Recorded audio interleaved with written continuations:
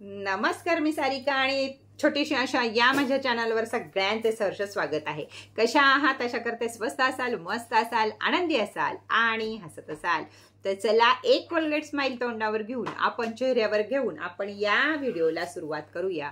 Comment box सगळा Colgate smile न भरलेला पाहिजे। एक स्माइल ताईसाठी रोज सगळ्यांनी द्यायची, म्हणजे तुमच्या चेहऱ्यावर जे हास्य येईल त्यामुळे तुमच्या निगेटिव्ह विचारांना कुठेतरी स्टॉप मिळेल। थोडासा दोन शब्द तुम्हाला मोटिवेट करायचे, नंतर व्हिडिओ आणि नंतर प्रोडक्ट्स, हे मी आता कायमचा व्हिडिओ चालू केलेला आहे। तर चला, आज आपण बघूया की घरामध्ये आपली मुलं किंवा आपल्या अजून कोणी असतील, म्हणजे सुना, या आपलं ऐकत नाही तर इथं कुठं नडतंय आपलं, काय नडतंय आपलं, याकडे लक्ष द्या।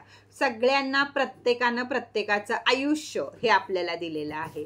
आपण मोठे आहोत म्हणून आपण दुसऱ्यांना पुढच्यांना समजावून सांगतो, ती आपली मुलगी असो, आपली सून असो, आपला मुलगा असो, नाहीतर आपला जावई असो। या वयामध्ये ज्या स्त्रिया आहेत त्यांच्यासाठी आजचं मोटिवेशन आहे की आपण कायम समजून सांगत असतो की बाबा हे करा, आम्ही हे केलं त्यामुळं असं झालं, आम्ही ते केलं त्यामुळं असं झालं। पण या सगळ्या गोष्टीला कुठंतरी मर्यादा ठेवा, कारण आजकालची मुलं किंवा आजकालच्या मुली आपल्यासारख्या नाहीयेत। आपल्या पिढीला काहीही कळत नव्हतं। आपण अतिशय कोमल मनात असतानाच आपली लग्न झाली होती किंवा खूप लहान वयात आपण पोरं मोठी केली।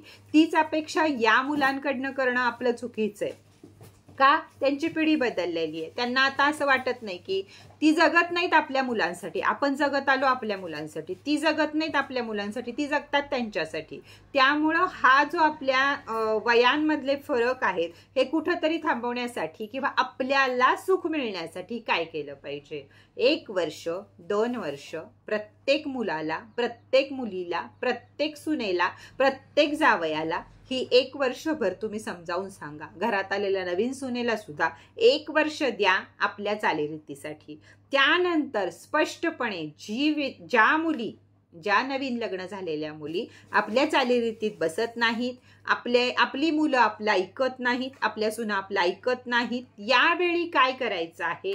आपण आपल्या वयातल्या या माणसांनी 1 वर्षानंतर सरळ सोड, तो आपला एकुलता एक मुलगा असू दे, अगर कुणी असू दे, त्या दोघांना त्यांचं जीवन जगू द्या, म्हणजे त्यांना वेगळं राहू द्या। या स्पष्ट मनाची मी आहे। कोणत्याही आईनं माझा मुलगा वेगळं राहायचं म्हणतो, माझी सून मुलांना वेगळं घेऊन जायचं म्हणती म्हणून रडत बसू नका। हेच आपली कर्म होती आणि तीच आपल्याला भोगायला आली आहेत हे समजा आणि तुमचं आयुष्य तुम्ही जगा। आज मला फक्त माझ्या वयाच्या स्त्रियांसाठीच बोलायचं आहे की या प्रकरणात अडकून पडू नका। माझी सून उलट बोलते, माझा मुलगा उलट बोलतो, ते वेगळं राहणार आहेत, ते असं करणार आहेत, ते तसं करणार आहेत। रोज तुमच्या कमेंट मला व्हॉट्सअपला तुम्ही रोज या गोष्टीवर माझ्याशी चर्चा करता, पण स्वतः कधी जगणार? आजपर्यंत तुम्ही त्यांनाच मोठं करायला जगलात, नवऱ्यालाच सगळं देण्यासाठी जगलात, आपण कधी जगणार? तर सून मुलगा त्यांचं त्यांना सोडून द्या, त्यांचं नशीब त्यांची ती, आपण स्वतःसाठी जगा। 4 पैसे कमवले असतील, ठेवले असतील तर अजून छान, कमवत असाल आता तर अजून छान, पैसा आहे तर सगळं आहे। आपण आपला पैसा गोळा करा आणि कुठेतरी मस्तपैकी ट्रिप काढा, मस्तपैकी फिरून या, आपली लाईफ आपण एन्जॉय करा। त्यांना शिकवण्यासाठी 1 वर्ष द्या, त्यानंतर त्यांना त्यांच्या भरोशावर सोडून द्या। राम जाणं, तू जाणं, तुझा संसार जाणं, तुझं नशीब जाणं। माझा संसार मी केला, माझं मूल मी घडवलं, पुढचं पुढं आणि आनंदी राहा। अशा दुःखी होऊ नका। ज्या ताई मला रडून रडून सांगतायत, ताई सुनाशी करतीन, ताई मुलगा असा करतो, नको, बास करा, स्टॉप करा। आजच्यापासून लक्ष देऊ नका। आपल्याला ज्यात आनंद मिळतो त्याकडे लक्ष द्या। तो आणि त्यांचा नवरा त्यांनी काहीही करू दे, तो आपलं मुलं असू दे नाहीतर आपली मुलगी असू दे, सगळे विषय सोडून द्या आणि जीवनाचा राहिलेला हा शेवटचा टप्पा 10-20 वर्ष काय आपण अजून जगणार आहोत, ती आनंदानं जगा। मानव जन्म परत नाही, त्यामुळे त्याचा प्रत्येक गोष्टीचा आनंद घ्या। कमी पैशात असू दे, अगर जास्त पैशात असू दे, अगदी 10 रुपयाची पाणीपुरी मैत्रिणींबरोबर जाऊन खाऊन या, नाहीतर नवऱ्याबरोबर जाऊन खाऊन या। त्यातनं जो आनंद मिळतो ना तो मिळवा, ना की सून भाकरी कधी वाढल याची वाट बघत बसू नका। चला, आजच्या व्हिडिओला सुरुवात करूया। व्हिडिओ घेऊन आली आहे तुमच्यासाठी, मग मी खूप तासभर बोलू शकते या विषयावर, कारण मी पण नवीन सासू आहे त्यामुळं। तर नवीन पण नाही, मी पण वर्ष झाले सासू आहे, त्यामुळे मी हे सगळ्या गोष्टी मस्तपैकी बोलू शकते। ऐकायच्यात कुणाला या संदर्भातल्या गप्पा तर नक्की कमेंट करा माझ्या बरोबरच्या सगळ्यांनी। आज घेऊन आले तुमच्यासाठी मी कर्ज उतरवण्यासाठी बुधवारी करा हा उपाय। फार मोठी गोष्ट झालेली आहे सध्या कर्ज।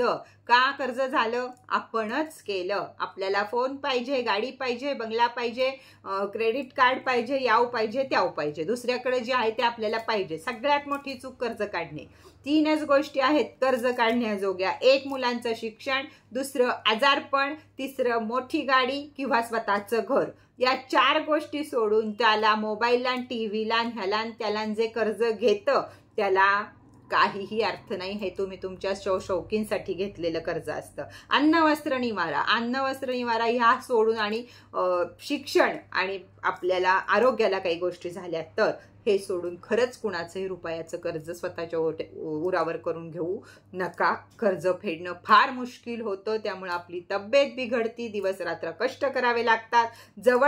जवळ काही येत नाही। घर दिसायला सगळ्या वस्तूंनी भरलेलं असतं पण जवळ काही नसतं। जर आज तुम्हाला काही झालं तर दुसऱ्यालाच पैसे तुम्हाला मागावे लागतात।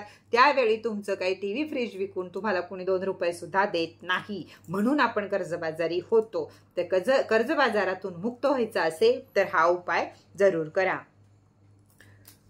काय करायचं आहे आपल्याला? बुधवारपासून सुरुवात करायची आहे।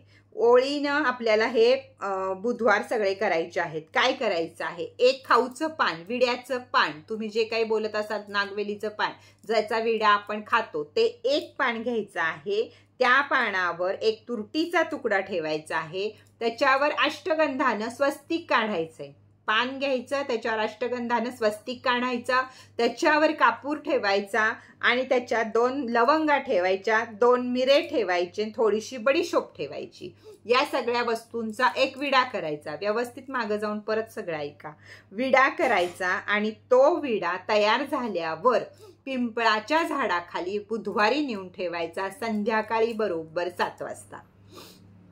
असे बुधवार किती करायचे? तर असे बुधवार तुम्हाला ओळीनं 11 करायचे आहेत, किंवा रोज केले 11। जास्त तुम्ही या सगळ्या कर्ज बाजारानं अगदी तुमच्यावर खूप लोड चाललाय की कसं हे कर्ज, तर ओळीनं 11 दिवस केले तरी चालेल, नाहीतर 11 बुधवार हे आपल्याला करायचे आहेत। 11 बुधवार हा विडा बरोबर बुधवारी पिंपळाच्या झाडाखाली नेऊन ठेवायचा आहे। पिंपळाच्या झाडापुढं दोन्ही हात हे या प्रकारे पसरून आपल्याला या प्रकारे पसरून आपल्याला म्हणायचं आहे की हे सगळे देवता त्या झाडावर असतात, त्यामुळं हे देवांनो माझ्यावर जे कर्जरूपी दडपण आलेलं आहे, डोंगर झालेला आहे, यातनं मला मुक्तता मिळू दे, माझी कमाई वाढू दे, म्हणजे माझे कर्ज लवकर लवकर फिटतील। त्यासाठी मी हा उपाय करत आहे, तर त्याचं मला फळ दे। कोणत्याही प्रकारे पिरियड मध्ये आणि सुतकामध्ये हा उपाय करायचा नाहीये।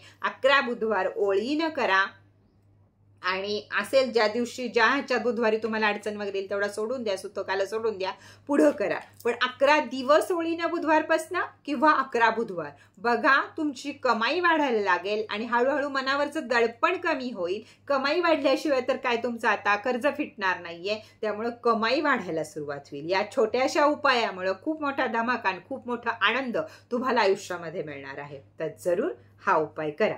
त्याचप्रमाणे बॉटलवर अजून ऑफर चालू आहे। चांदीच्या पेनाची, नवग्रह चौकीवर ऑफर चालू आहे, लक्ष्मीच्या पावलांवर ऑफर चालू आहे, पिरॅमिड टॉवर हे ट्रीवर ऑफर चालू आहे, लक्ष्मी पिरॅमिडवर ऑफर चालू आहे, आपल्या सोपवर ऑफर चालू आहे, परत आपला लव बर्ड आहेत आपल्याकडे व्हॅलेंटाईन डेचे, त्याच्यावर ऑफर चालू आहे, लव दिल आहेत त्याच्यावर ऑफर चालू आहे, हे व्हॅलेंटाईन डे स्पेशल फॉर क्रिस्टलचा किट आहे त्याच्यावर सुद्धा ऑफर चालू आहे। खूप साऱ्या गोष्टी आहेत त्याच्यावर ऑफर चालू आहे, तर त्याचा लाभ घ्या। वरती दिलेल्या नंबरवरती सगळ्यांनी व्हॉट्सअप मेसेज करा। तर चला आजचा व्हिडिओ इथंच बास करूया, परत भेटूया नवीन माहिती बरोबर, नवीन व्हिडिओ बरोबर। तोपर्यंत टाटा बाय बाय।